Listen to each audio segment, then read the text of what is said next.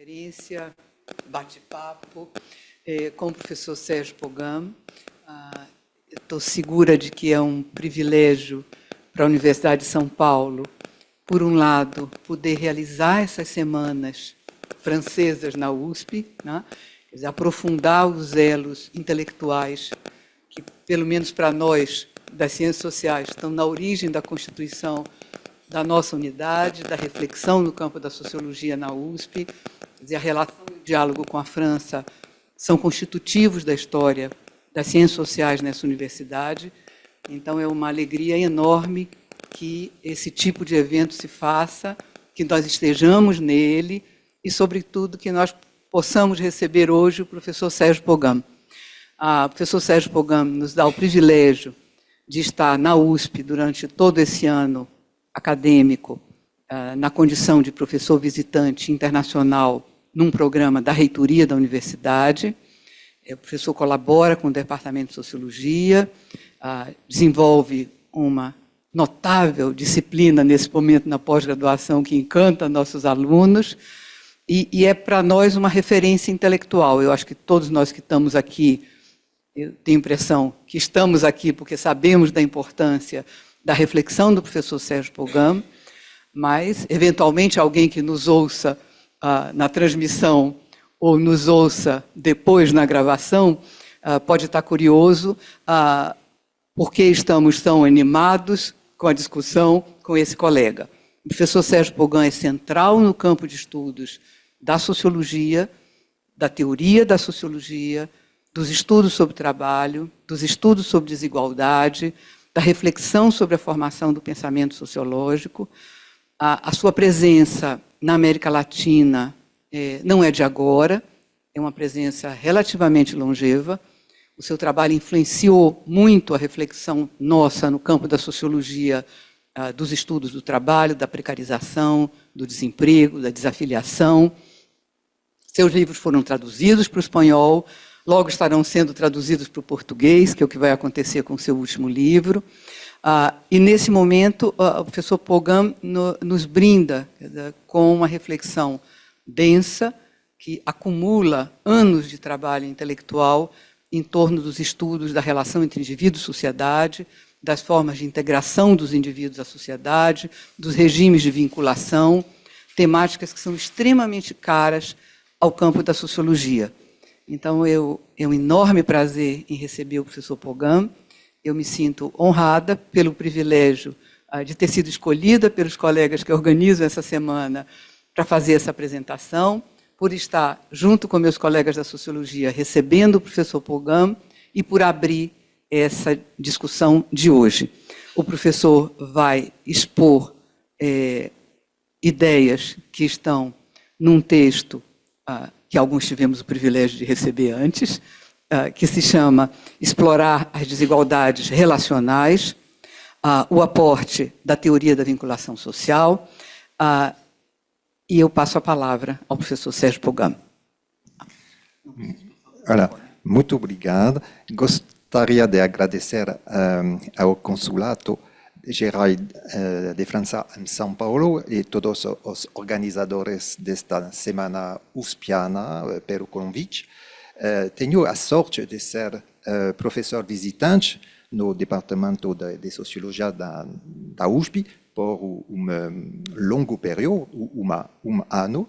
Essa palestra, portanto, faz parte da dinâmica de meus intercâmbios com os professores e alunos dessa universidade e a vejo como mais uma oportunidade de colocar meu trabalho em discussão. Gosto muito da língua portuguesa e gosto de praticá-la, mas para facilitar a comunicação, hoje vou falar em francês. Ao longo de dernières années, ao longo dos últimos anos, minhas pesquisas e meu seminário de pesquisa na Escola de Altos Estudos de Ciências Sociais se interessaram em específico ao attachement social, traduzido em português por vinculação social. a publicação de fevereiro de 2023 na editora Édition du Seuil, chamada L'attachement social, forma e fondement da solidarité humaine, vinculação social, formas e fundamentos da solidariedade humana, são uma sorte de síntese. O marco analítico deste livro já se deparou com a realidade da sociedade brasileira.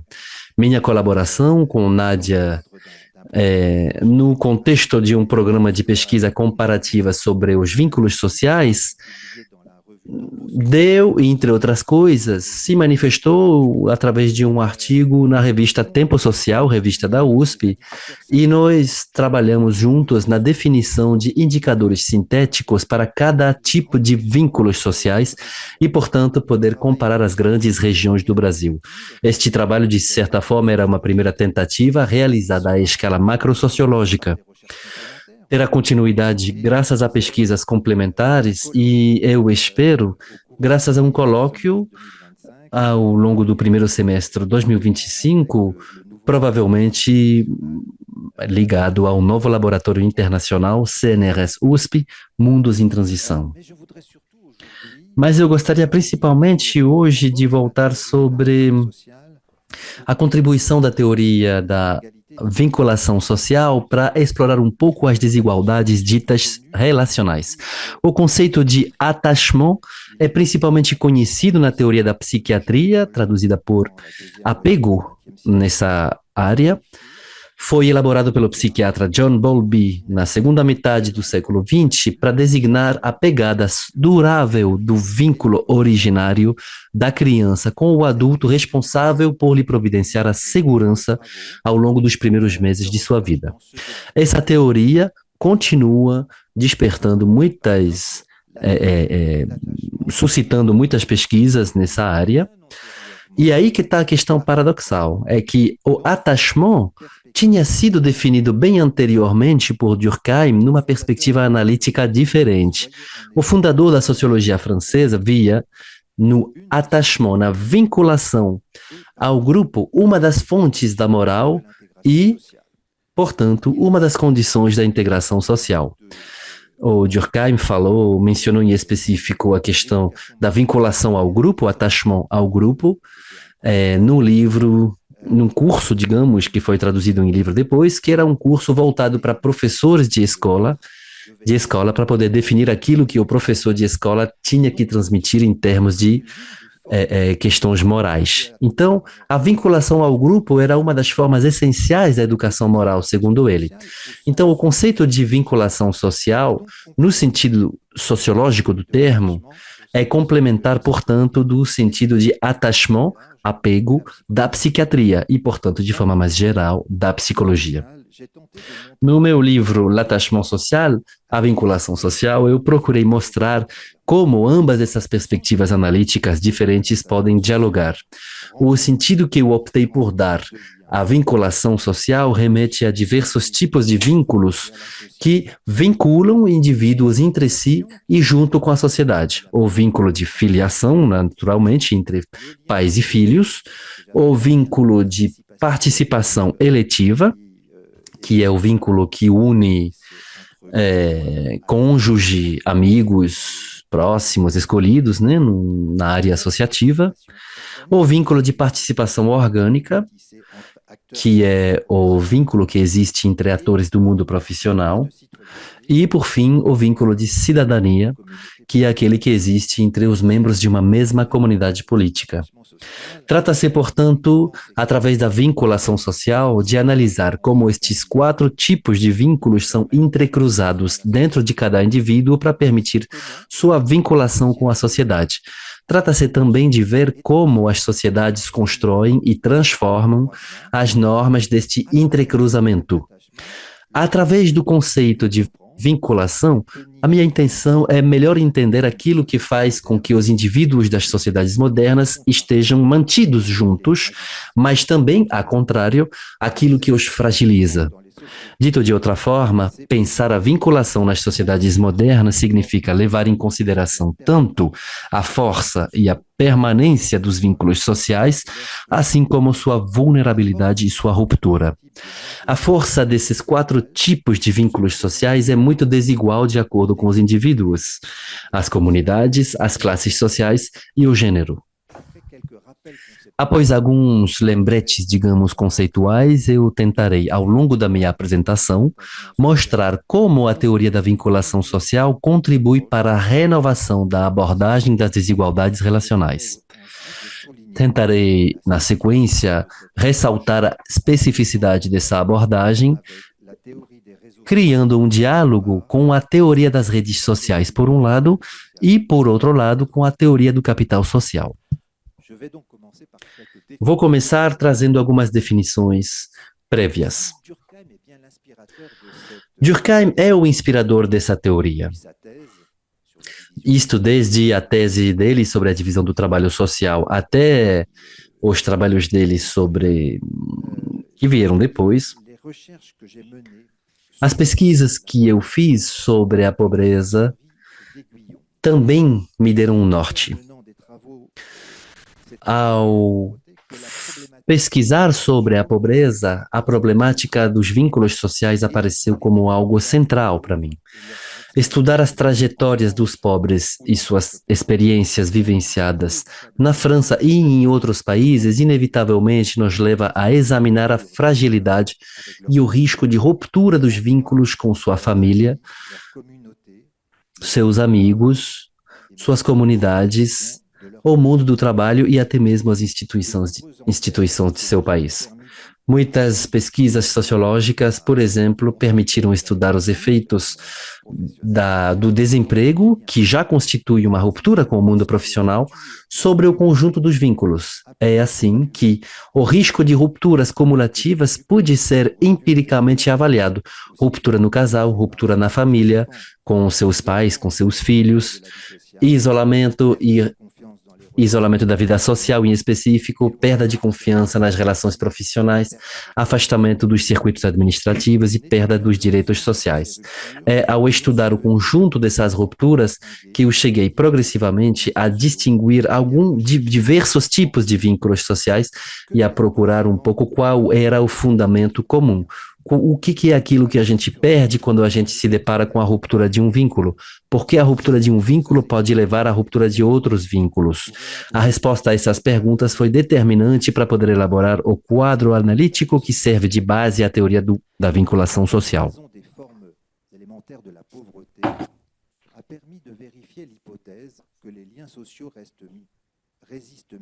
Das formas elementares da pobreza permitiu também verificar a hipótese que os laços sociais resistem melhor ao desafio da pobreza em determinadas sociedades do que em outras. Nas sociedades mediterrâneas, por exemplo, as solidariedades familiares desempenham um papel de amortecedor do desemprego que não encontramos em outros países europeus. Ou seja, o risco de ruptura do laço de filiação é menos frequente. Vocês podem ver aqui o livro que foi traduzido em várias línguas e que mostra as formas elementares da pobreza, de como esta questão suscita interesse para além do exemplo europeu e francês. Ou seja, o risco de ruptura do laço de filiação é menos frequente em determinadas sociedades do que em outras. Em contraste, os desempregados de países da Europa do Norte são melhor protegidos pelas instituições da proteção social e, assim, perdem menos definitivamente o seu vínculo com o mundo do trabalho. Estes resultados abriram caminho para uma análise comparativa, abordando a constituição das normas relativas aos diferentes tipos de laços sociais e ao seu entrelaçamento específico em cada sociedade. Permitiram apresentar a hipótese da existência de vários tipos de regimes de vinculação social. A pesquisa comparativa que alimentou este livro foi a oportunidade de verificar de forma mais ampla e mais sistemática. Mas voltemos às definições e conceptuais. A vinculação social é entendida como o processo de entrelaçamento e de regulação dos 4 tipos de vínculos sociais enunciados há pouco. Vamos entrar agora na definição mais específica desses vínculos e de suas funções. Para tanto, podemos lembrar uma primeira distinção: os laços que atribuem o indivíduo a um grupo desde o nascimento, família, clã, nação, e os laços relativos a uma contratualização, participação voluntária em determinada associação ou profissão. O laço corresponde, no primeiro caso, a uma comunidade social pré-existente e, no segundo, depende de uma associação de indivíduos autônomos. Esta primeira distinção pode ser substituída por outra mais completa que remete os vínculos sociais a esferas distintas da moral coletiva, acompanhando o raciocínio de Durkheim. Este último insistiu na moral doméstica, a moral profissional, a moral cívica, e apenas tocou no âmbito da moral associativa. Portanto, é possível relacionar cada tipo de vínculos sociais com um tipo de moral. Podemos afirmar que o vínculo de filiação é da ordem da moral doméstica, o vínculo de participação eletiva é da ordem da moral associativa, o vínculo de participação orgânica é do âmbito da moral profissional e o vínculo de cidadania do âmbito da moral cívica. Eu já havia destacado em minhas obras precedentes que cada tipo de vínculo pode ser definido a partir de 2 dimensões da proteção e do reconhecimento. Os vínculos são múltiplos e de natureza diferente, mas trazem todos eles para os indivíduos tanto a proteção quanto o reconhecimento necessários à sua existência social. A proteção remete ao conjunto de suportes que o indivíduo pode mobilizar diante dos imprevistos da vida, recursos familiares, comunitários, profissionais, sociais.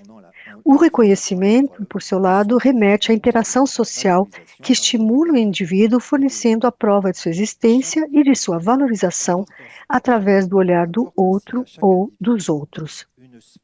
Cada tipo de vínculo, assim, oferece a cada indivíduo uma forma específica de proteção e de reconhecimento. Ora, podemos fazer essa distinção com a proteção.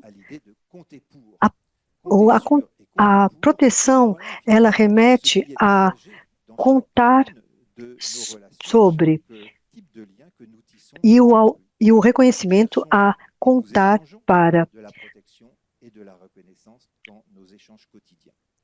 nas nossas trocas cotidianas. É claro que não tínhamos isso em mente, não temos isso em mente a cada vez que criamos vínculos. Podemos, portanto, definir cada tipo de vínculo social de acordo com as formas de proteção e de reconhecimento. E contar sobre e contar para. Podemos ver que no laço de filiação, a ideia de contar com a solidariedade, claro, entre gerações, isso dá uma proteção aproximada. E do lado do reconhecimento, o contar para os pais ou para os filhos, é um reconhecimento emocional que é essencial para o indivíduo se sentir verdadeiramente existindo. Se não contamos com esses laços de participação eletiva, se pensarmos nos laços de participação eletiva, vamos ver que contar com a solidariedade dos outros, do círculo interno eletivo, e encontramos no reconhecimento formas de contar para o círculo interno eletivo.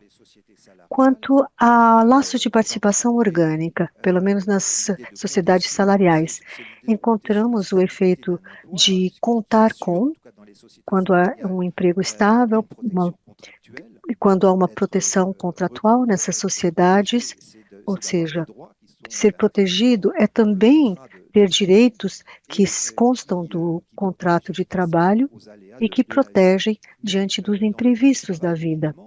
No mundo do trabalho, o que é essencial é o reconhecimento que encontramos no âmbito das relações entre as pessoas que têm trocas no mundo do trabalho. Há um reconhecimento da pessoa no seu trabalho, o salário, é claro. Na verdade, isso passa por o que nós poderíamos chamar de tudo que é do âmbito das relações sociais. No lado de cidadania, podemos encontrar também a proteção de direitos civis, políticos e sociais, fundados no princípio da igualdade, e o reconhecimento também ligado ao direito da cidadania, aos laços de cidadania, reconhecimento do indivíduo soberano. Os pobres têm um reconhecimento numa sociedade democrática menos do que os ricos. Nem sempre foi assim. No sufrágio, nem sempre se atribuiu o direito de voto para os mais pobres, mas esse é o caso hoje. Esta contribuição do vínculo traz para o indivíduo uma dimensão que o investimento afetivo em nós, e esse nós corresponde à entidade que pode ser também real ou abstrata, sobre a qual ou para a qual, com a qual ou para a qual a pessoa sabe poder contar. Os laços que garantem uma proteção e o reconhecimento têm, então, uma dimensão afetiva. Assim definido, a vinculação só pode ser considerada sob o ângulo de processo de socialização de longa duração. Os laços sociais se formam na interação social desde os primeiros anos da vida do indivíduo e vão se enriquecendo ao longo de sua participação na vida social, ela mesma caracterizada por momentos variados da moral coletiva. Esse aprendizado pode ser percebido como uma restrição, já que o processo de socialização implica a interiorização das normas da vida social. Há, é claro, muitos exemplos de imposição dessa norma.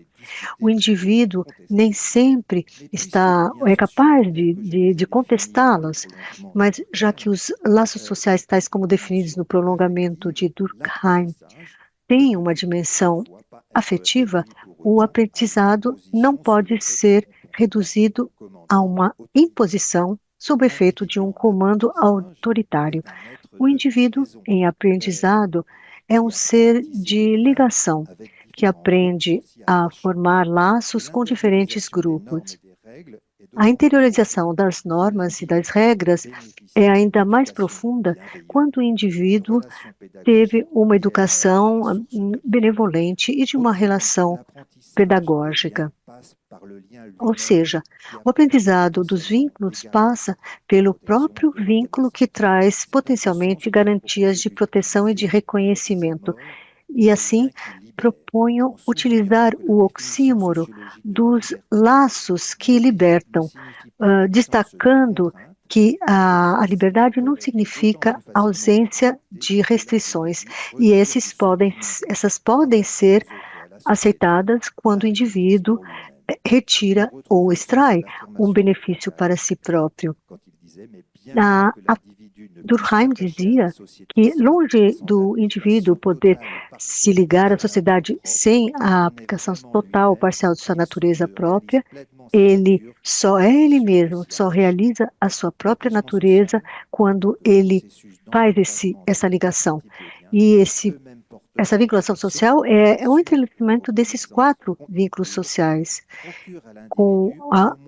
e isso fornece ao indivíduo, pelo menos virtualmente, uma fonte de bem-estar.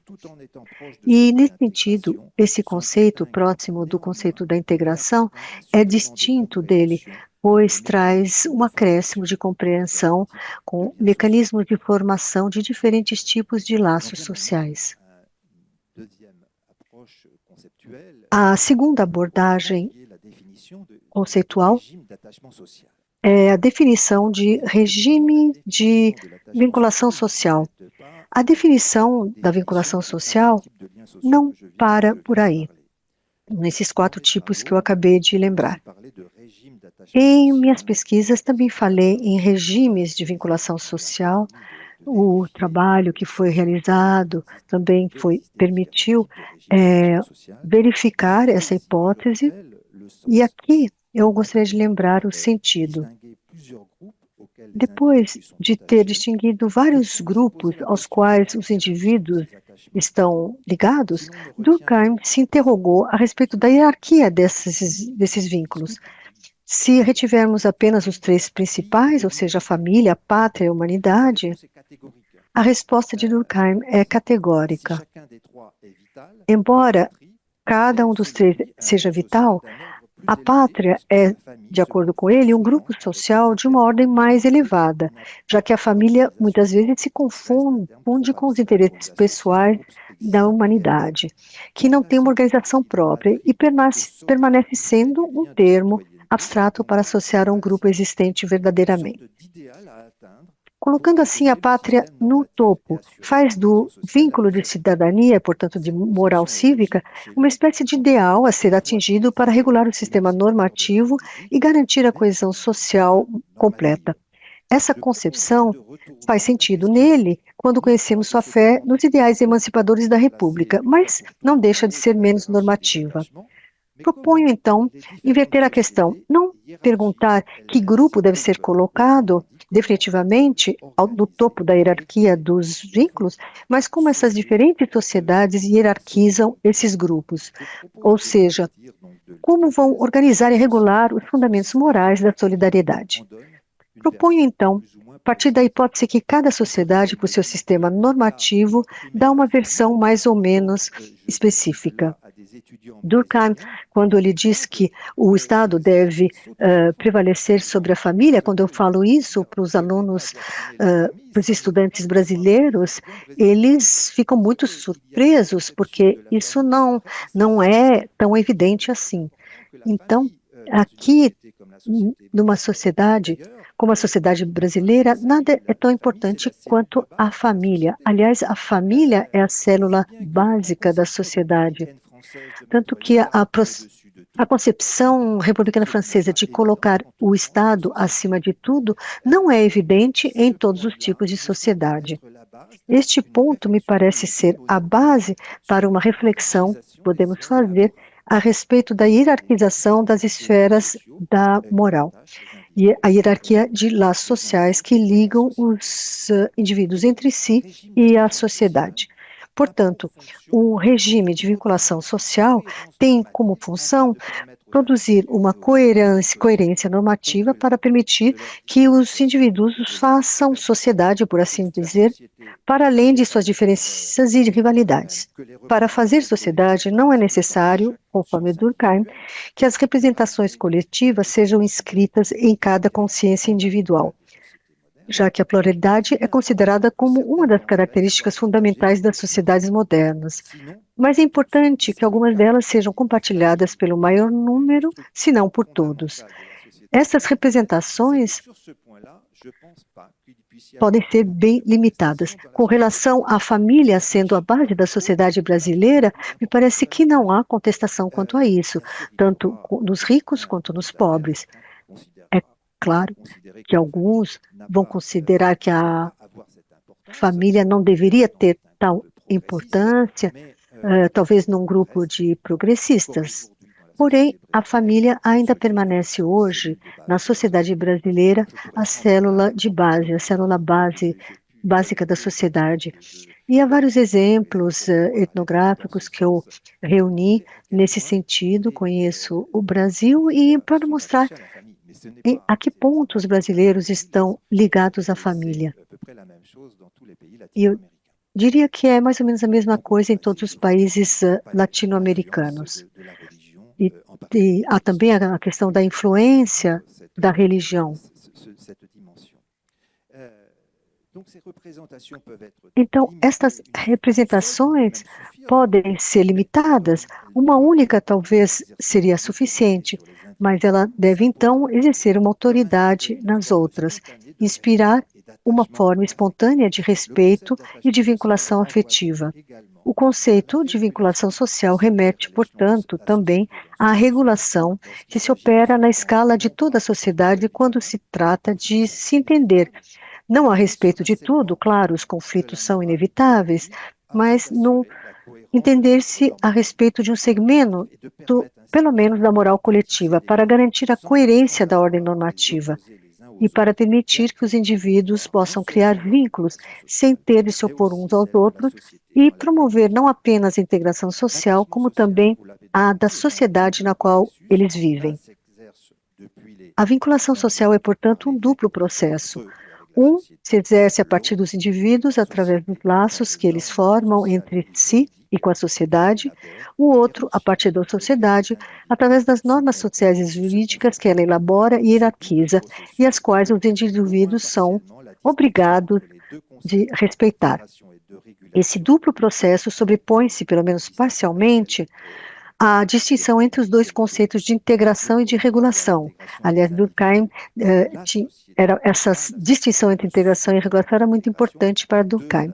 O primeiro remete à integração dos indivíduos na sociedade, e poderíamos dizer que a integração na sociedade é garantida pelos laços sociais que os indivíduos formam ao longo da sua socialização, ao se conformar às normas, e podemos dizer que a regulação social faz um entrelaçamento desses laços sociais e faz assim a integração do conjunto da sociedade. Assim, é possível aproximar cada sociedade de um regime de entrelaçamento, o que justifica uma tipologia operacional. O princípio desta tipologia baseia-se na hipótese de que o sistema normativo de uma sociedade tem a marca histórica e antropológica da preeminência de um tipo de vínculo sobre os outros. Esta preeminência se traduz principalmente através da penetração mais ou menos consequente de uma esfera da moral nas outras, o que tem como efeito, entre outros, o de reforçar a coerência normativa global do sistema social. O desafio consiste, então, a passar de uma tipologia dos laços sociais, no sentido de vinculação dos indivíduos a grupos, a uma tipologia dos regimes de vinculação social, no sentido da regulação normativa dos vínculos sociais nas sociedades modernas.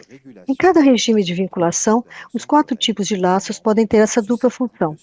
O laço liga, então, o indivíduo aos grupos, mas tem também uma função de regulação no sentido da produção de um conjunto de regras e normas que podem se refletir na extensão de sua influência aos outros laços, até influenciar sua concepção normativa inicial.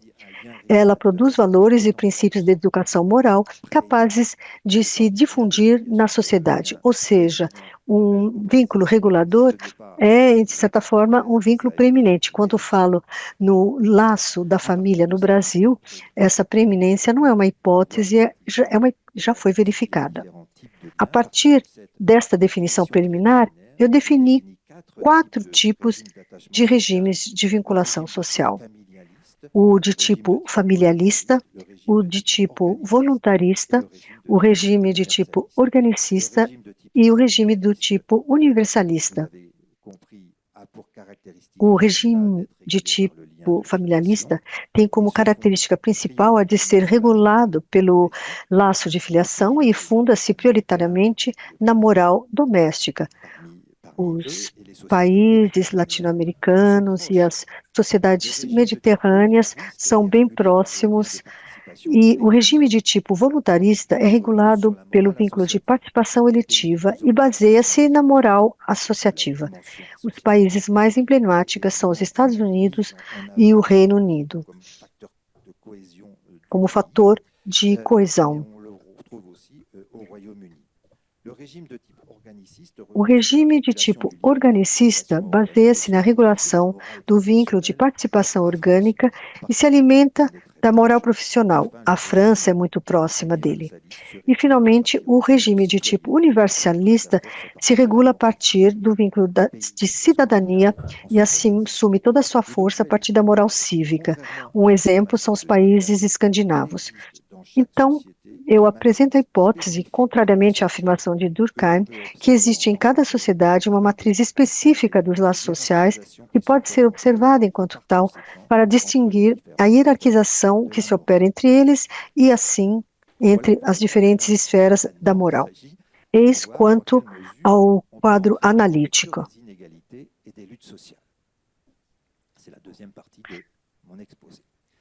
Vamos ver agora em que medida pode ser feita as legalidades.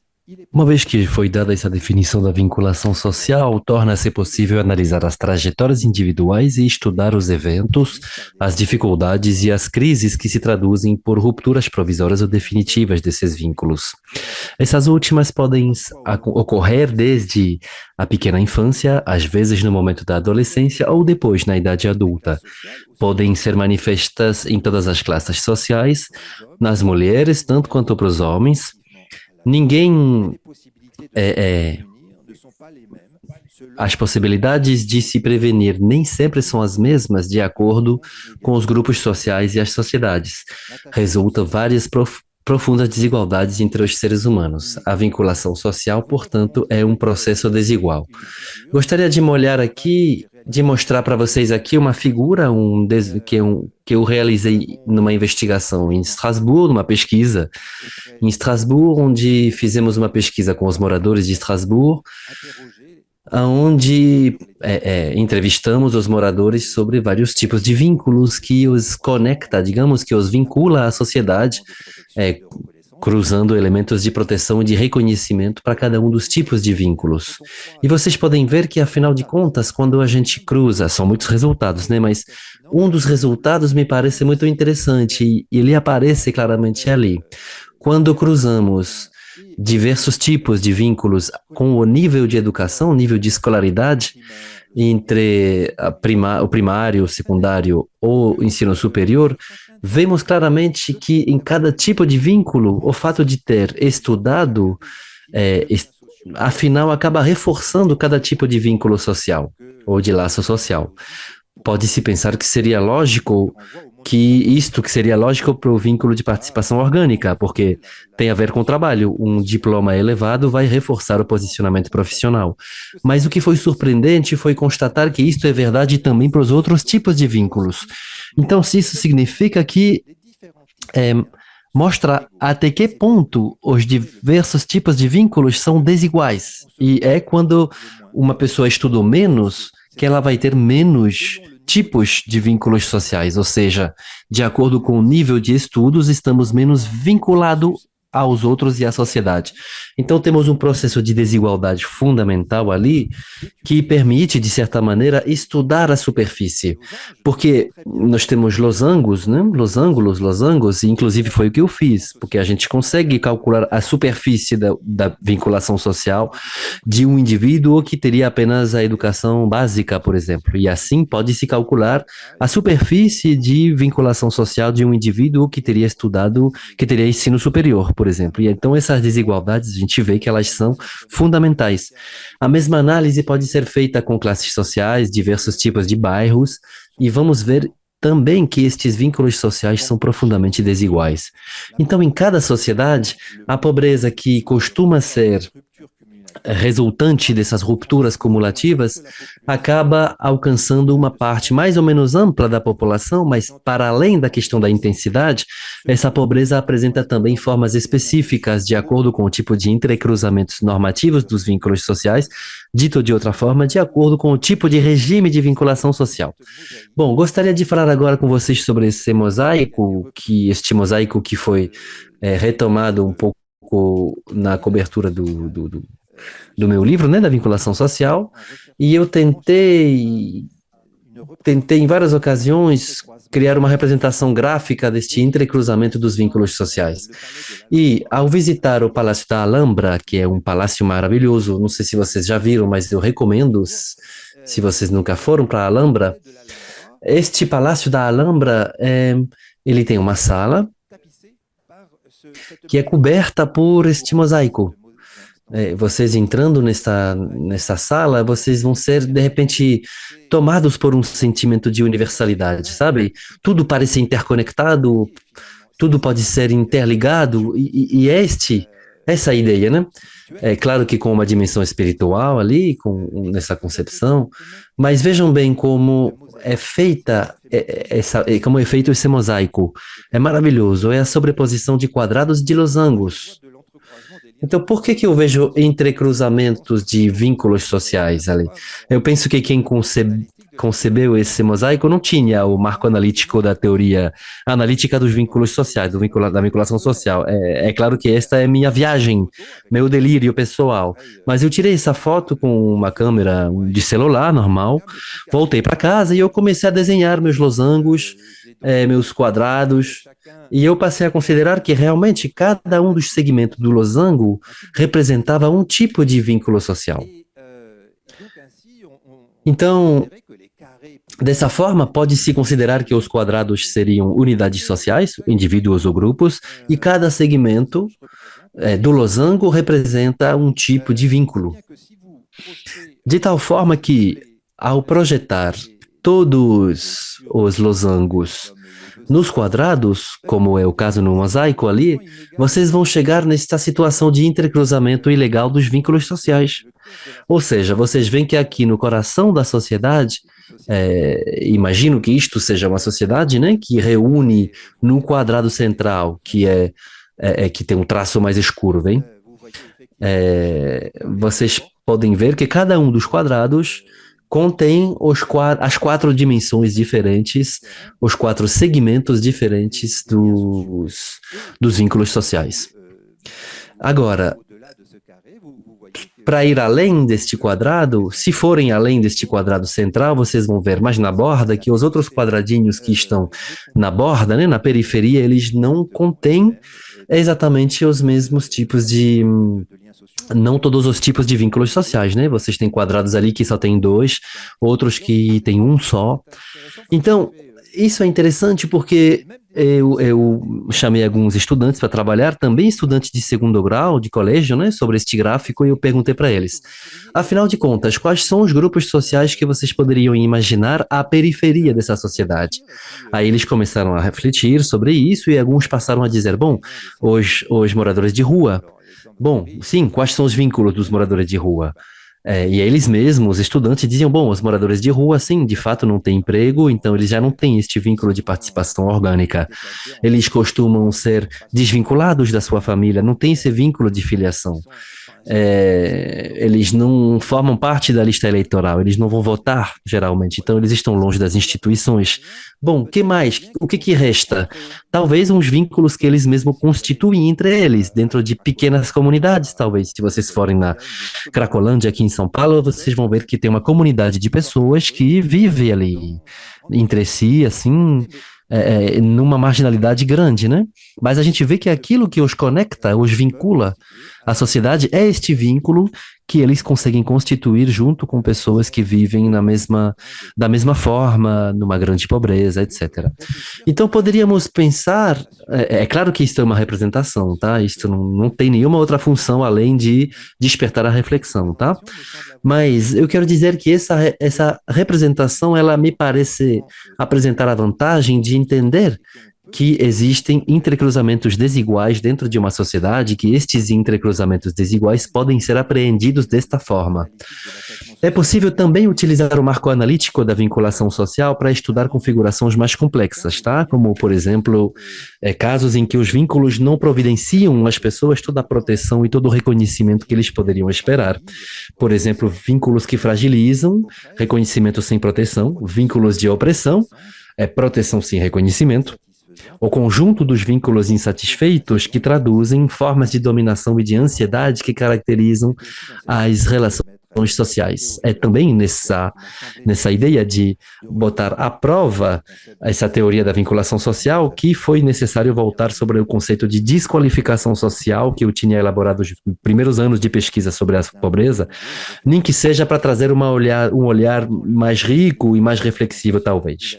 Agora, ao adotar o marco analítico da vinculação social, tornou-se possível analisar os movimentos sociais, em específico no mundo laboral, e também formas de proteção, formas de compensação, e de resistências que as pessoas em situação de fragilidade ou de ruptura de vínculos sociais têm, em específico nas áreas pobres.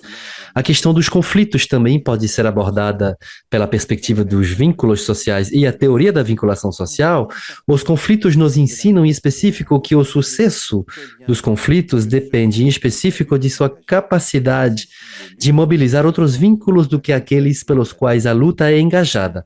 Assim, se as lutas sociais se formam ao redor da conquista e da defesa de vínculos específicos, se expressa plenamente num movimento de entrecruzamento dos vínculos sociais que os tranquiliza, que os traz, as melhores chances de sucesso. Por exemplo, se a gente pensa nas lutas operárias, aplica-se para pensar como um entrecruzamento dos vínculos explica o sucesso das lutas sociais.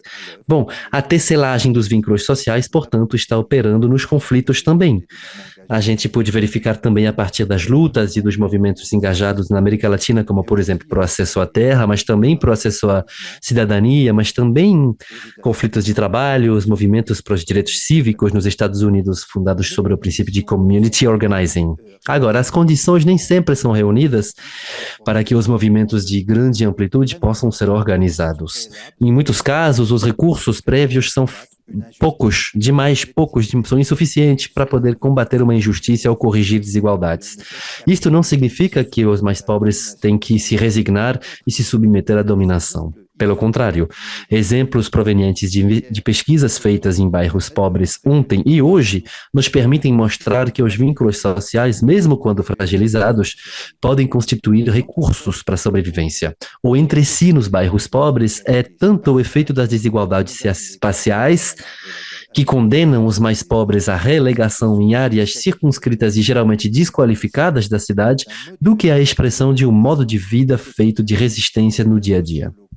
Os vínculos sociais locais são como casulos protetores diante do exterior do bairro, do que é exterior ao bairro, mas também, às vezes, diante de outros grupos do mesmo bairro do qual é preciso se dessolidarizar.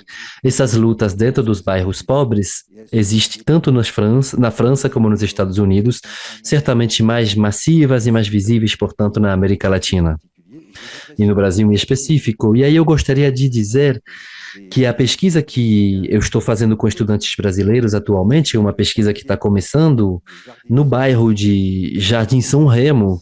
A gente começou a fazer essa pesquisa e a gente começou encontrando com moradores deste bairro e a pesquisa está trazendo muitas aberturas e perspectivas e eu estou muito feliz de ver que nós estamos já conseguindo resultados muito interessantes sobre os vínculos sociais, as aspirações dos moradores também para reforçar alguns vínculos sociais de alguma forma ou outra. Bom, as desigualdades de classe podem também ser esclarecidas pela teoria da vinculação social. A ruptura desigual dos vínculos sociais foi estudada, levando em consideração as categorias socioprofissionais, os vínculos que oprimem e os vínculos que fragilizam também, como eu mostrei, se inscrevem nas relações sociais de classe, e nos regimes de vinculação social, o efeito da estrutura de classe aparece de forma muito significativa. Na verdade, a teoria da vinculação social só pode ser não pode ser concebida independentemente de uma análise das classes sociais. Aquilo que une ou divide os indivíduos e os grupos geralmente é a reflexão das desigualdades de estatuto e de posição social, suscetível de ser traduzida por formas de dominação e de conflitos. Os vínculos sociais são de forças diversas de acordo com as classes sociais. As pesquisas nos permitiram verificar que os operários na França têm maior probabilidade de passar por uma ruptura destes vínculos, seja qual for, e essa probabilidade diminui conforme vamos subindo na hierarquia social. As relações de gênero também têm um lugar importante nessa pesquisa, costumam se manifestar pelo viés de um entrelaçamento das relações de classe e de raça, às vezes. Ao estudar os regimes de vinculação social, eu identifiquei em várias ocasiões que refletem as desigualdades de gênero. E é no regime de vinculação familiarista que aparecem como sendo os mais intensos, e também nos regimes de vinculação voluntaristas e universalistas que aparecem como os mais fracos. Quando o sistema normativo dedica uma clara proeminência do vínculo de filiação em relação aos outros vínculos sociais, a divisão do trabalho entre os sexos é forte, as mulheres dedicadas à esfera doméstica e ao trabalho do care, do cuidado, sendo consideradas como uma variável de ajuste. Vou chegar agora na minha última parte da minha apresentação, que tenta estabelecer uma discussão entre essa teoria da vinculação social e outras teorias, em específico a teoria das redes sociais e do capital social. O que distingue essas teorias umas das outras? Eu não vou tentar aqui invalidar essas teorias, tampouco os métodos em que se baseiam.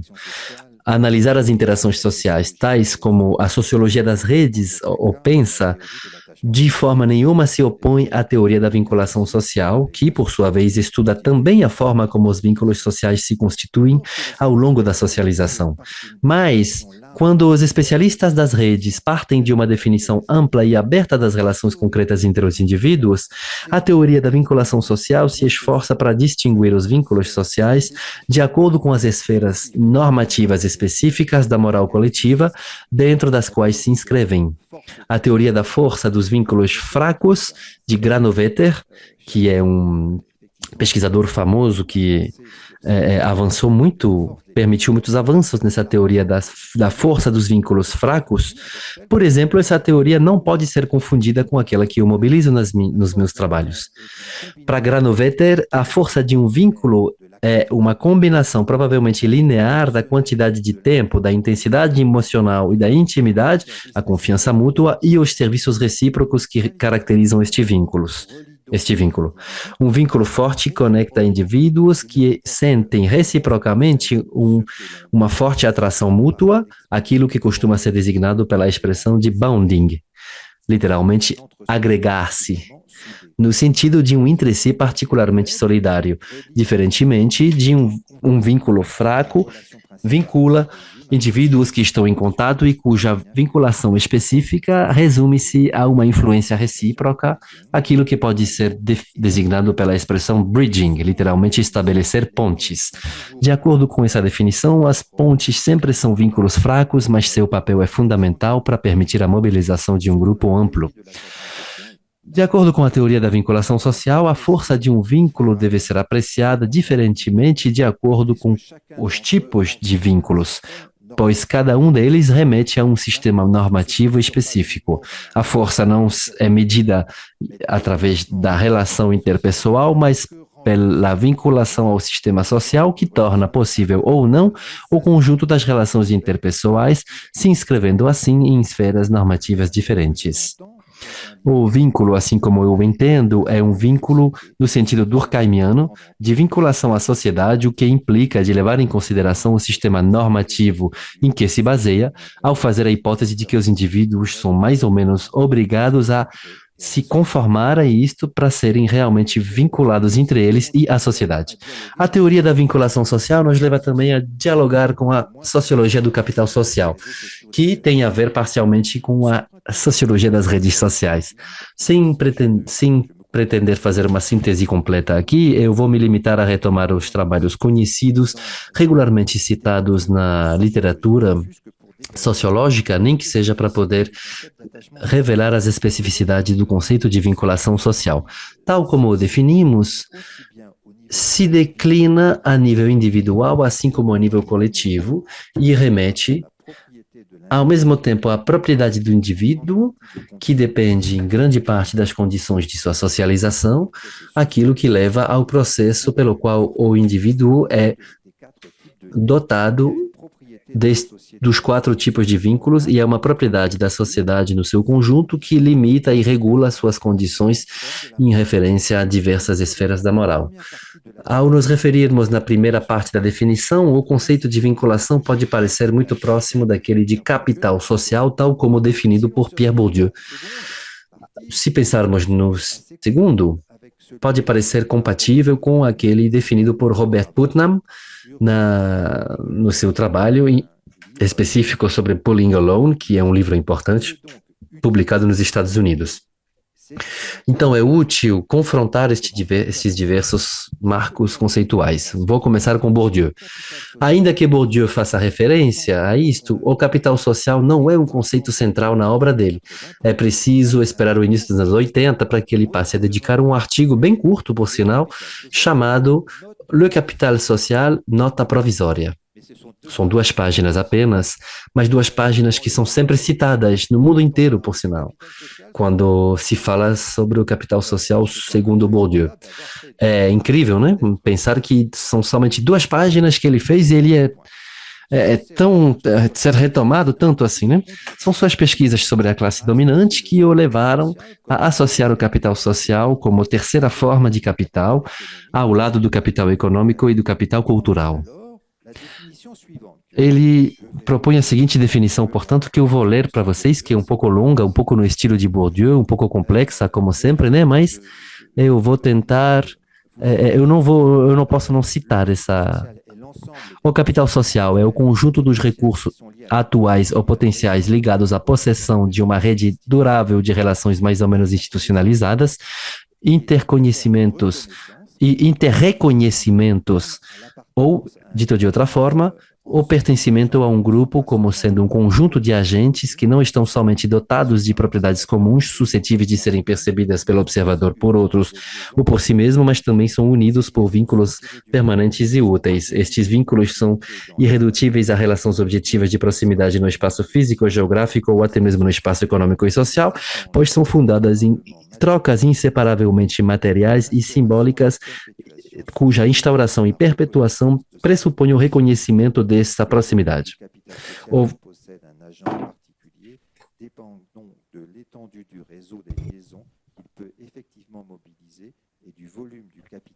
Ele pode mobilizar o volume do capital cultural e simbólico possuído por cada um daqueles aos quais está ligado. De acordo com essa definição, o capital social não é jamais independente do capital econômico e do capital cultural. Age como multiplicador de recursos e entendemos como Bourdieu utiliza, principalmente pensando nas categorias superiores que já possuem capitais próprios e que só quer aumentá-los. A vinculação social é um recurso que fornece recursos aos indivíduos. Estar ligado a um grupo e à sociedade, de um modo geral, traz o conforto material e simbólico e de se sentir protegido e reconhecido enquanto pessoa no conjunto em função do seu próprio valor. Por outro lado, tal como o capital social, o laço social nunca é definitivo. Nem, portanto, devemos confundir os 2 conceitos. O capital social tem seu lugar nas teorias de dominação, ao passo que o laço social visa explicar as formas e fundamentos de solidariedade humana, destacando o que fortalece e também o que prejudica. Em suas estratégias de acumulação de capitais, o conjunto de grupos sociais, particularmente as populações mais expostas às rupturas dos laços. O conceito de capital social assume um sentido bem diferente com Robert Putnam, que faz dele um atributo da sociedade. O que interessa, antes de mais nada, ao politólogo americano é a cultura cívica, que, ao ver dele, condiciona a democracia. Essa tentativa de definir o capital social como uma propriedade da sociedade não é inaceitável.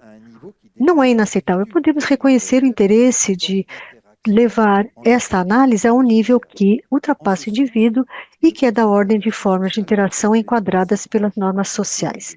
Nesse sentido, o conceito de vinculação social pode parecer bem próximo do conceito de capital social, assim definido pelo menos em 3 aspectos. Em primeiro lugar, a vinculação social articula também o nível individual e o nível coletivo.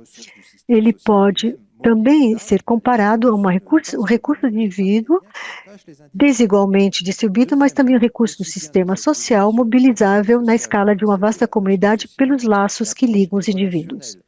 Em segundo lugar, tanto nessa definição de capital social quanto na de vinculação social, a abordagem é relacional. No capital social, trata-se de conexões e de confiança recíproca entre os indivíduos, ao passo que a vinculação social baseia-se no entrelaçamento de vários tipos de laços sociais. Finalmente, o capital social, tal como entendido por Putnam, e a vinculação social são conceitos que se referem a normas sociais às quais os indivíduos devem se conformar. Putnam fala em normas de reciprocidade ou de reciprocidade generalizada, ao passo que a vinculação aos grupos no sentido de Durkheim corresponde a uma restrição normativa que se declina de acordo com as diferentes esferas da moral. Mas, sob essa aparência de semelhança, esses 2 conceitos divergem muito. Por um lado, o capital social é definido de forma global como uma característica de uma vasta comunidade. Por outro lado, a vinculação social remete a esferas distintas da moral que não se agregam e que não podemos, portanto, englobar. O indivíduo, supostamente, deve se conformar para estar ligado a diferentes grupos e o sistema social regula essas diferentes esferas, atribuindo um valor que pode variar de acordo com os contextos. Daí a possibilidade de diferenciar diferentes regimes de vinculação. Desta forma, contrariamente à abordagem de Putnam, fundada num índice sintético de capital social, ele não pode ser considerado o único índice para a vinculação social. Nesta perspectiva, vamos falar em entrelaçamento de vários tipos de laços e não apenas uma escala única, deixando assim a possibilidade de analisar configurações várias na escala do indivíduo e da comunidade. Da mesma forma, a escala de uma comunidade, de uma sociedade na sua totalidade, nós não nos contentaríamos com uma classificação de vinculação social, sabendo que cada uma se caracteriza, ora pela preeminência de uma esfera da moral sobre as outras, ora por uma combinação específica dessas diferentes esferas. Cabe então ao sociólogo estudar esses casos específicos, comparando e pesquisando os fatores que podem explicar.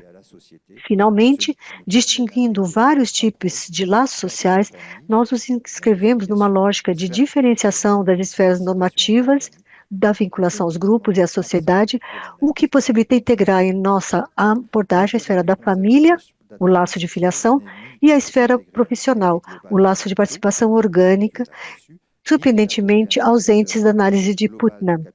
O interesse do conceito de vinculação social não é nem de se integrar a uma teoria geral dos capitais, tal como concebida por Bourdieu, nem de elaborar um indicador homogêneo global de capital social permitindo hierarquizar as performances sociais das sociedades, tais como consideradas por Putnam.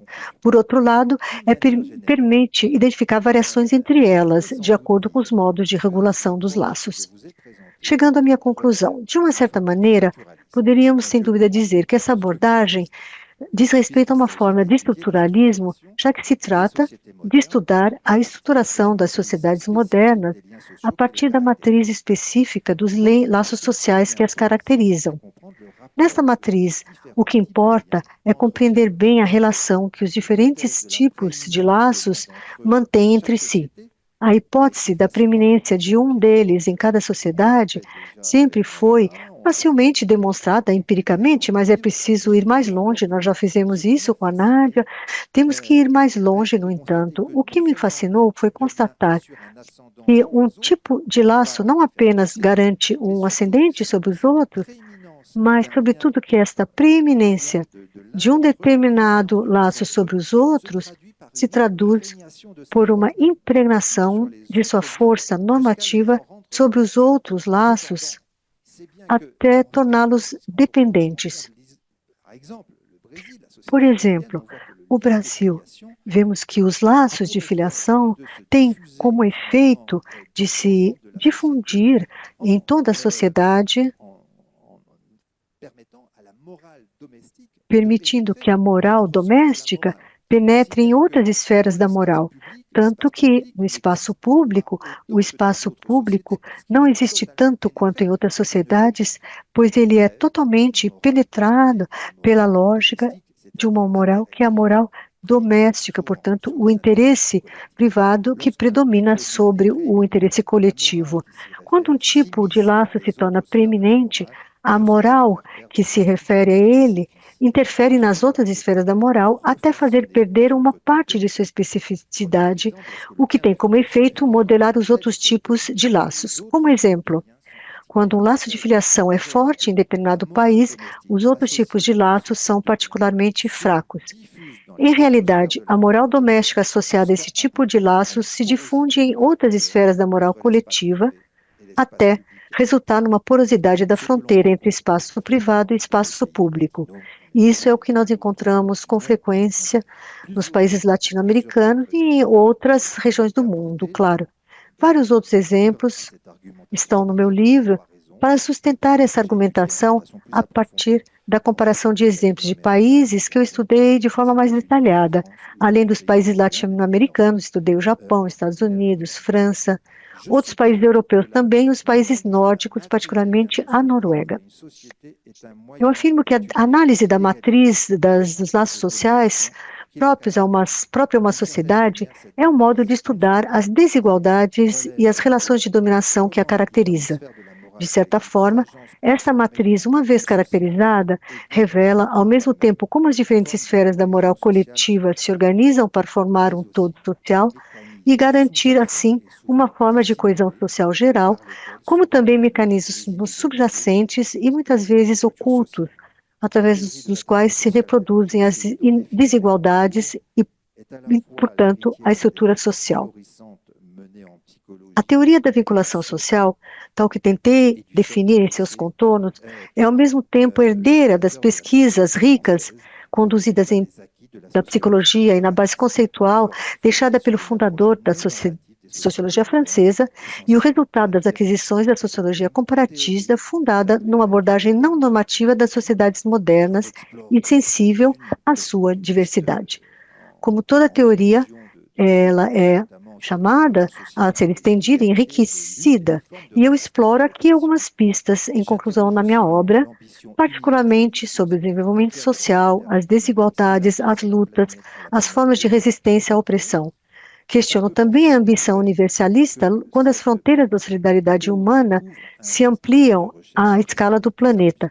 Podemos também pensar que esta teoria abre um vasto campo de pesquisa, quase que inesgotável, porque ela remete a interrogar numa sociedade indivíduos autônomos e de mais em mais submetidos à injunção da autonomia, o que contribui, apesar de tudo, a fazer deles seres sociais complementares uns dos outros, ou seja, seres antropologicamente solidários sob formas de vinculação variadas e evolutivas. Muito obrigado. Bom, nós agradecemos ao professor Pogam e temos um tempo para dialogar um pouco. 10 minutos?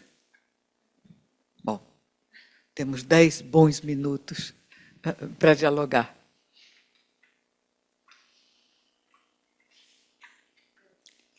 Fraia? Vou fazer já vem um. Quem começa? Então vai. Você queria falar primeiro? Posso falar primeiro? Vai. A Nádia falou que é bom. Sérgio, obrigada pela palestra. Eu queria perguntar duas coisas. Primeiro, você, de maneira muito, eu diria, corajosa, retoma, né, toda essa discussão, a abordagem de natureza, como você mesmo disse, mais de natureza estrutural, retoma o velho Durkheim, retoma a noção de sociedade. Então, eu fico me perguntando se você, quer dizer, digamos, se você poderia um pouco dialogar também com, quer dizer, como essa sua abordagem foi recebida, ou de você, digamos, que tipo de argumentação você desenvolve para se contrapor, por exemplo, a todas as abordagens mais recentes pós-estruturalistas, né? A própria ideia de que não há sociedade, de que existe socialidade, de que não faz mais sentido falar em sociedade, e etc, etc. Então, de uma moral coletiva, quer dizer, tudo isso foi, né, não apenas na sociologia, mas, enfim, derrubado ao longo das últimas décadas. Então, eu queria um pouco ver como você lida com essa crítica. E, por fim, só um detalhe, né? Quer dizer, esse imaginário, quer dizer, o que aparece aí é a mandala, né? Quer dizer, esses mosaicos. E a mandala, a representação da mandala, ela essencialmente, ela quer dar conta do todo. Ou seja, da ligação das ligações, de tudo ligado. Então, a minha, assim, se a gente entende que a lógica de fundo desses mosaicos, né, é a mandala, aí faz sentido que tudo esteja ligado e que a gente está falando de relações, né? Foi um pouco isso.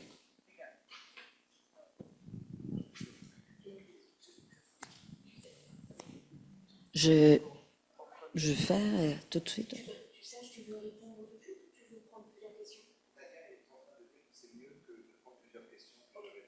D'accord. Bonjour et merci beaucoup Serge. C'était magnifique, mais la complexité de ta Bom théorie... dia e obrigada, Sérgio. Magnífico. A complexidade é tanta que eu gostaria de ouvir um pouco mais. Em primeiro lugar, sobre a questão do método, porque para Durkheim a questão era a sociologia, era que a psicologia estava totalmente excluída da sociologia.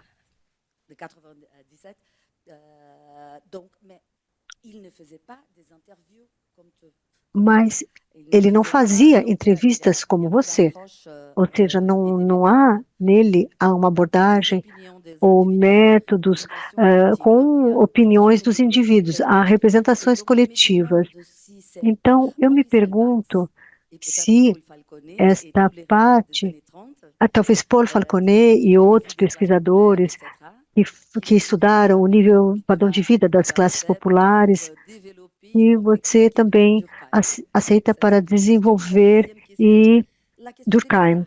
Esta é a primeira questão. A segunda questão do Estado. Quando pensamos em classes populares, pensamos em locais onde o Estado não está presente no Brasil. Na França é diferente. Portanto, qual é o papel que a presença ou ausência da participação do Estado pode ter em sociedades pobres com relação a essa questão? O que poderia explicar um pouco essa vinculação? Obrigada.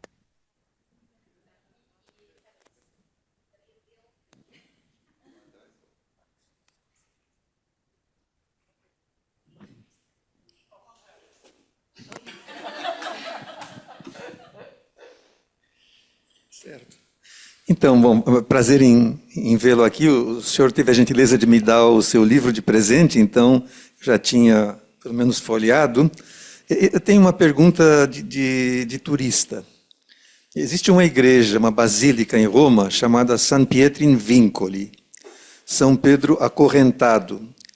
E desde que eu fui, há muito tempo atrás, turista, essa palavra vincoli, para mim, associou corrente, alguma coisa que tem um certo sabor de grilhão, de acorrentamento, né? Então, a pergunta que eu tenho, ou a consideração que eu tenho é se, enfim, quando a apresentação de vínculos é dada como positiva, né, de forma geral, se não existe também um certo outro lado, né, dos vínculos que também são de amarração, de acorrentamento, de limitação, enfim, um certo, para usar o termo em inglês, dark side dos vínculos.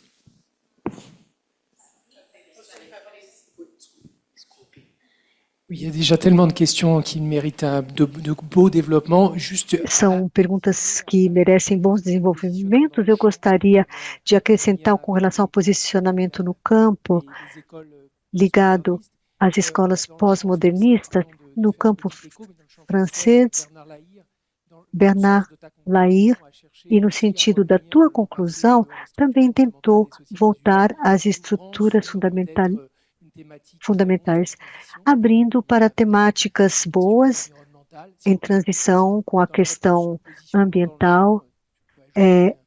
A resposta sobre, quando for dar a resposta sobre a oposição nos campos, se poderia também acrescentar algo sobre isso.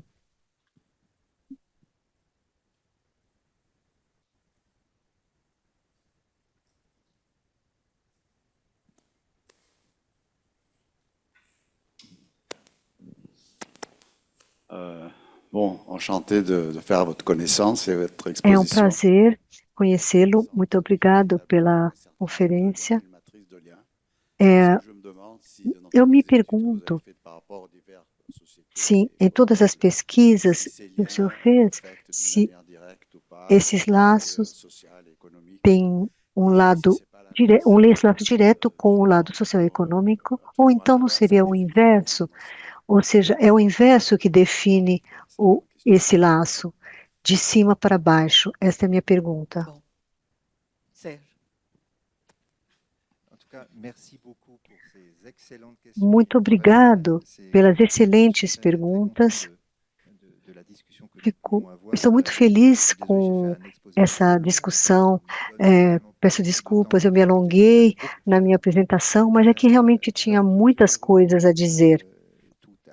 Vou retomar as perguntas, então.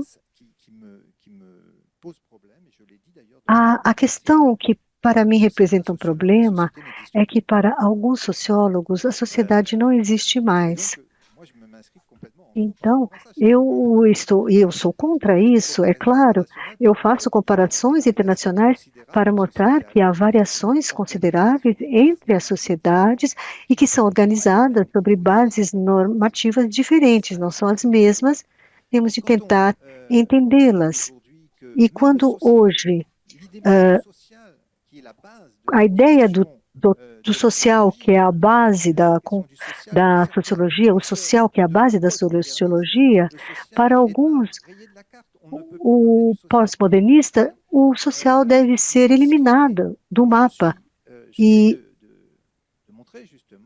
eu tento mostrar que não é porque vivemos em sociedades modernas, conectadas umas com as outras, que essas sociedades desaparecem e que não haja nenhuma diferença. Isto porque ser socializado em uma sociedade não é a mesma coisa do que ser socializado em outra sociedade. Então é preciso analisar os mecanismos pelos quais se constitui a socialização dos indivíduos. É claro que existem modos de socialização variados dentro de uma mesma sociedade, porque existem classes sociais diferentes, bairros diferentes, mas dentro da sociedade, querendo ou não, existem formas de socialização que a gente reencontra em uma sociedade e não em outra. Podem dizer, bom, os jovens, por exemplo, são conectados, têm celular, estão sempre nas redes sociais, enfim. Mas quando a gente vê a forma como eles vivem, naquilo que eles acreditam e como eles organizam sua vida, vocês vão ver que não é a mesma coisa viver no Brasil do que viver na França ou na Dinamarca. Isto é algo que me chama muito a atenção. Ou seja, que existe uma resistência das estruturas sociais e é preciso estudá-las a estudá-las assim. Estudar a estruturação das sociedades modernas me parece algo essencial, ou seja, não, isso não significa que eu esteja indo no estruturalismo puro e duro, não isso. Pelo contrário, estou tentando aqui, digamos, manejar um pouco, não tentar perder de vista essa importância da estruturação das sociedades modernas e, ao mesmo tempo, levando em consideração, e eu vou chegar na questão do método agora, levando em consideração outras dimensões que não aquelas que os estruturalistas da primeira hora levaram em consideração. Agora, fundamentalmente, não pode se negligenciar a estruturação das sociedades modernas. Eu acho que isto é algo que, se é o caso de guerrear contra algumas escolas da sociologia, eu acho que eu sou da velha escola e eu vou combater, guerrear as escolas ditas pós-modernistas.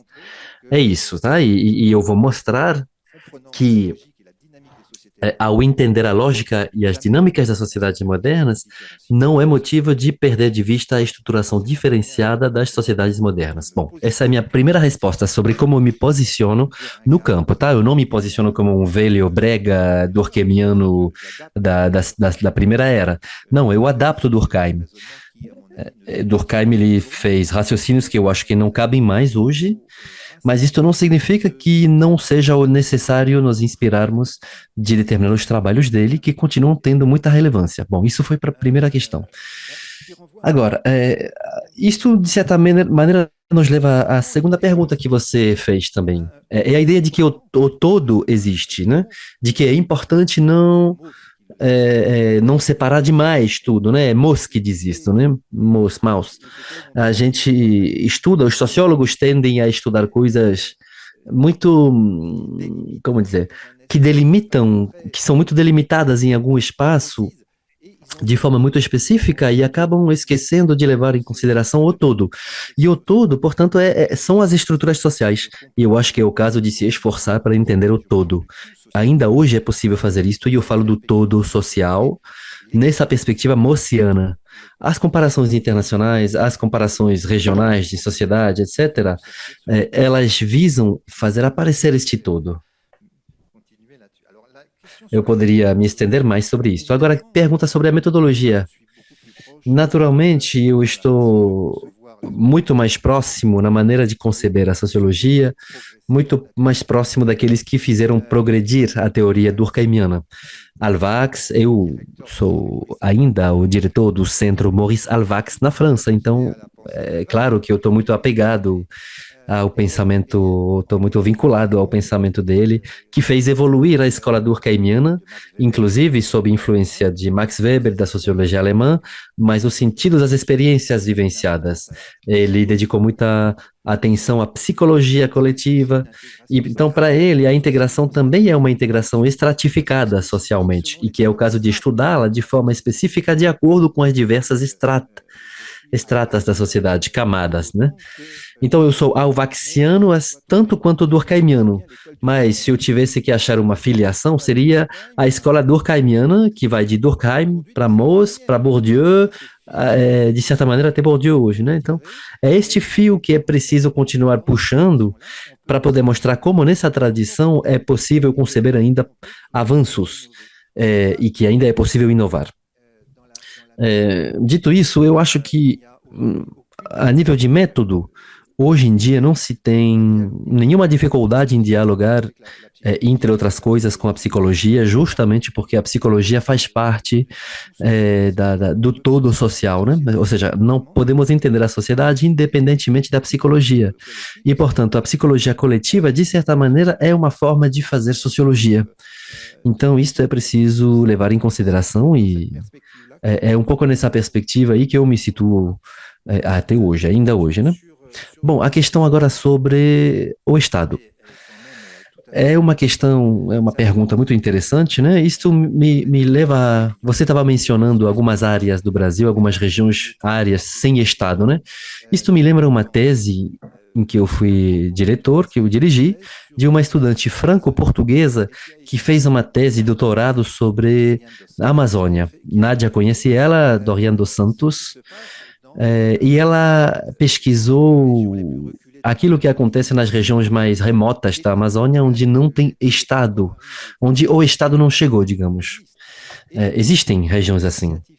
E tem uma iniciativa que foi tomada que é levar a justiça num barco, numa embarcação que desce pelo Rio Amazonas para fazer a justiça nas populações ribeirinhas, todos esses povos que estão fora das leis do Brasil, que vivem ali, que tentam sobreviver cotidianamente. Não são povos indígenas, são ribeirinhos, tá? Então, o Estado, até então, digamos, estava totalmente ausente. Ou seja, esses ribeirinhos, para poder existirem, digamos, eles existem como do jeito que conseguem, com relações baseadas na família. Às vezes também, Loriane dos Santos está doutorando, descobriu, às vezes, situações de incesto muito organizadas. Um incesto muito organizado, né, entre essas populações ribeirinhas. Então, as normas sociais não são necessariamente aquelas da sociedade brasileira. O Estado não estava ali para dizer não ao incesto. Não, o incesto é algo que é praticado nessas populações ribeirinhas.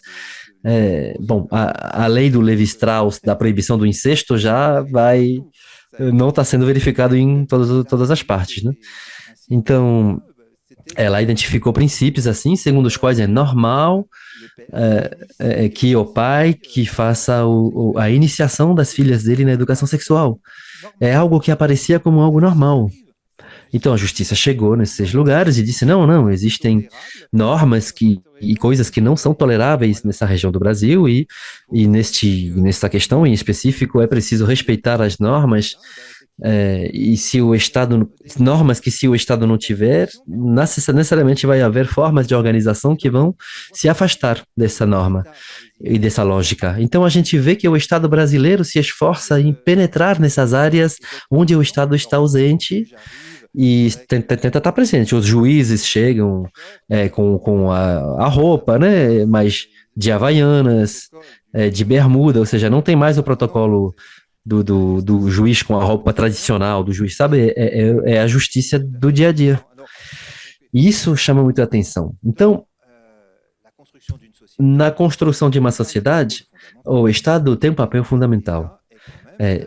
O Estado quer dizer que não existe mais sociedade significaria que o Estado não existe, porque o Estado é quem estrutura a sociedade. Então, o Estado ele organiza as estruturas sociais. Então é preciso dizer que as sociedades existem também porque sempre existe um Estado. Existe um Estado. Então eu acho que é preciso dizer às teorias pós-modernistas que o Estado existe e que o Estado tem uma força em relação aos indivíduos. Bom, agora é claro que eu tô me espalhando um pouquinho, digamos. Estou fazendo explicações longas aqui, mas sobre a questão dos vínculos, existem vínculos que libertam, mas os vínculos não apenas libertam. Então, em certos casos, a gente estaria mais a fim de se libertar de alguns vínculos que nos oprimem, justamente porque as relações sociais são organizadas a partir de uma base em que a dominação existe, a opressão existe no cotidiano. Então, às vezes, o vínculo ele sufoca tanto que as pessoas achariam talvez mais liberdade ao sair destes vínculos, ao romper com estes tipos de vínculos. Então, eu não tenho uma visão totalmente positiva destes vínculos. Eu tento introduzir e adentrar a complexidade para ver que existem relações assimétricas, às vezes, que são relações de dominação e que a teoria da vinculação social pode também ser útil. Então, nossas relações sociais não são somente vínculos. Seria lindo demais se todo mundo tivesse vinculado uns aos outros na alegria e no bom humor, etc. Não, são vínculos muito desiguais e que se traduzem também por relações de dominação que é preciso levar em consideração. E justamente a teoria da vinculação social me parece ser uma teoria que nos permite analisar essas relações de dominação. A questão sobre o progresso social é uma questão que reaparece em todas as conferências que eu ministro na hora de falar sobre os regimes de vinculação social, não tem como fugir. Será que, afinal de contas, esses diferentes tipos de regimes são o efeito da civilização? Será que existe uma lógica de progresso das sociedades para algum progresso social Na verdade, me recuso um pouco a entrar nessa lógica. Mesmo que quando eu me deparo com esses regimes, com indicadores específicos, crescimento, desenvolvimento humano, redução das desigualdades de gênero, classe social, raça, eu diria que não é nos regimes familiaristas que a gente acha as melhores condições de autorrealização dos indivíduos segundo normas de igualdade. Eu preciso reconhecer isto. Faz parte dos indicadores. Agora, não posso dizer que existe um caminho único de desenvolvimento das sociedades. Isto é desmentido totalmente. O Japão, por exemplo, é um belo exemplo. O Japão é familiarista. É a terceira potência econômica mundial. E o Japão é um regime, hoje em dia, familiarista, em que as desigualdades de gênero são muito importantes. Aliás, elas são mais acentuadas no Japão do que no Brasil, certamente. As mulheres japonesas, por exemplo, são muito mais, como dizer, limitadas à esfera doméstica do que as mulheres brasileiras. No Brasil, as mulheres têm uma taxa de atividade laboral muito elevada comparado com outras sociedades. Então, vocês veem que é complicado, não existe um só caminho. Cada sociedade evolui a partir de um roteiro histórico próprio, digamos, e a matriz dos vínculos sociais que aparece, que é revelada numa sociedade, é o efeito dessa ancoragem histórica, dessas formas de socialização que se institucionalizaram em regras que podem evoluir, mas que caracterizam uma sociedade em determinado momento. Então, eu vou contra a ideia da possibilidade de ver no meu trabalho uma perspectiva em termos de evolução única das sociedades modernas.